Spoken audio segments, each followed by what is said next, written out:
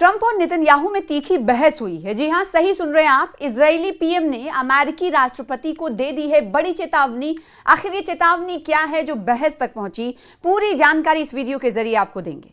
Iran और middle east संकट को लेकर डोनाल्ड ट्रंप और इजराइल के प्रधानमंत्री बेंजामिन नेतन्याहू के बीच मुबैना तौर पर 1 घंटे तक तीखी बहस हुई है।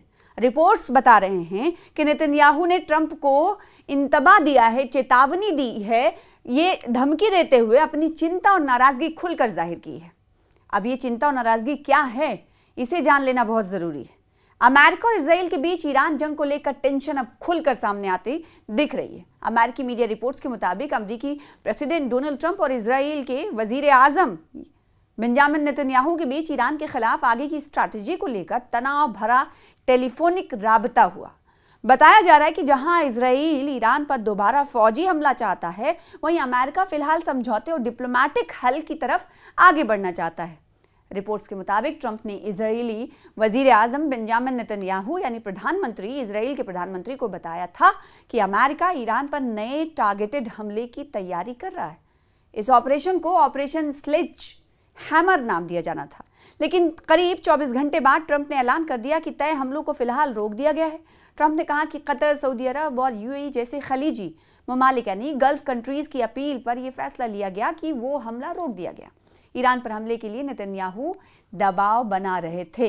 बताया जा रहा है कि नेतन्याहू इन बातचीत को लेकर काफी पशुपेश में है। उनका मानना है कि बातचीत के जरिए ईरान पर अपने मुताबिक दबाव नहीं बनाया जा सकता।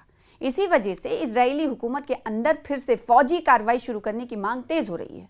रिपोर्ट के मुताबिक इजरायली हुकूमत के हाई लेवल पर दोबारा हमले को लेकर मजबूत हिमायत मौजूद है और ट्रंप एडमिनिस्ट्रेशन की नरम स्ट्रैटेजी को लेकर नाराजगी भी बढ़ रही है। ट्रंप लगातार ये कहते रहे हैं कि ईरान के साथ समझौता मुमकिन है और जो बातें उनके अल्फाज जो इस्तेमाल किए जा रहे थे उसमें नरमी दिखाई दे रही है, स्ट्रैटेजिक नरमी और कूटनीतिक हल ट्रंप तलाश रहे हैं। हालांकि उन्होंने ये भी साफ किया कि अगर बातचीत कामयाब नहीं हुई तो फौजी कार्रवाई दोबारा शुरू की जा सकती है।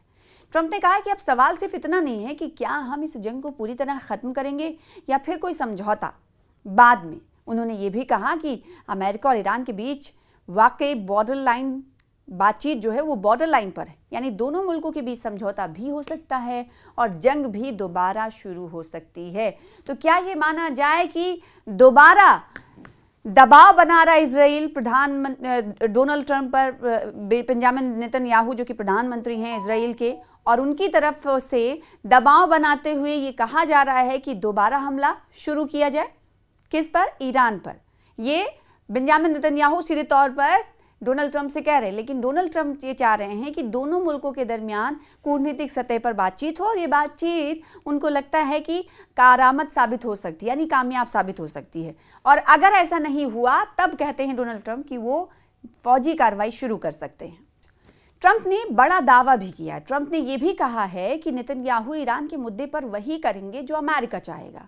देखिए, अब तक अमेरिका वही कर रहा था जो इजराइल चाहता था या बेंजामिन नेतन्याहू चाहते थे। अब दोनों मुल्कों यानी ईरान और अमेरिका के दरमियान जो तलखियां रहीं और जो वार पलटवार चला, उसके बाद अब ट्रंप ने ये कहा है कि नेतन्याहू ईरान के मुद्दे पर वही करेंगे जो हम चाहेंगे, यानी अमेरिका चाहेगा। लेकिन इससे पहले आपको याद होगा कि अमेरिका के लोग भारी तादाद में सड़कों पर उतरकर ये कहते हुए नजर आए कि बेंजामिन नेतन्याहू की एक बात कहने पर अमेरिका ने खुद को जंग में दाखिल किया, जबकि नहीं करना चाहिए था। इससे उनकी मईशत, आर्थिक स्थिति कमज़ोर हो रही है, टैक्स वो पे कर रहे हैं, लोगों में नाराज़गी दिखाई दी थी। और अब यहाँ आकर अमेरिका खड़ा हुआ है कि ईरान के मुद्दे पर डोनाल्ड ट्रंप दावा कर रहे हैं कि बेंजामिन नेतन्याहू या फिर इजराइल वही करेंगे, वही इजराइल करेगा जो अमेरिका चाहेगा, जो अमेरिका कहेगा वही इजराइल की तरफ से किया जाएगा। ये कहना है ट्रंप का, ये दावा कर रहे हैं। हालांकि उन्होंने दोनों लीडरान के बीच रिश्तों को अच्छा बताया।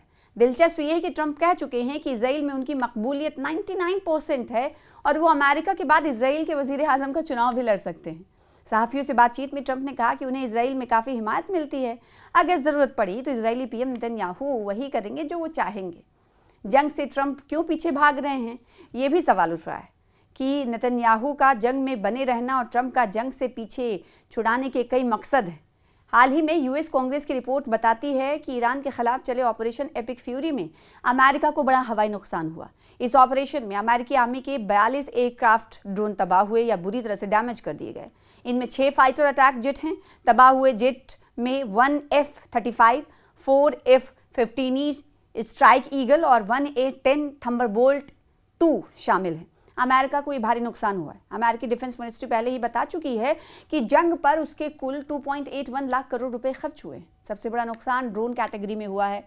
कुल 25 ड्रोन तबाह हुए हैं। इनमें कई टाइटन लेवल के थे। इनके अलावा 11 दिगर प्लेन भी तबाह या डैमेज हुए हैं। इसके अलावा अमेरिका ने ईरान जंग के खिलाफ मुखालिफत फिर अमेरिका में तेज हो गई, क्योंकि वॉशिंगटन डीसी में अमेरिकी कैपिटल के बाहर साबिक फौजियों और उनके हामियों और जंग मुखालिफ एक्टिविस्ट ने प्रेसिडेंट डोनाल्ड ट्रंप की फौजी कार्रवाई के खिलाफ एहतजाज किया। डेमोक्रेट सांसद टैमी डकवर्थ और टिम केन भी एहतजाज में पहुंचे। हाल के दिनों में अमेरिकी कांग्रेस और साबिक फौजियों के ग्रुप्स में ट्रंप की ईरान पॉलिसी की मुखालिफत बढ़ गई है।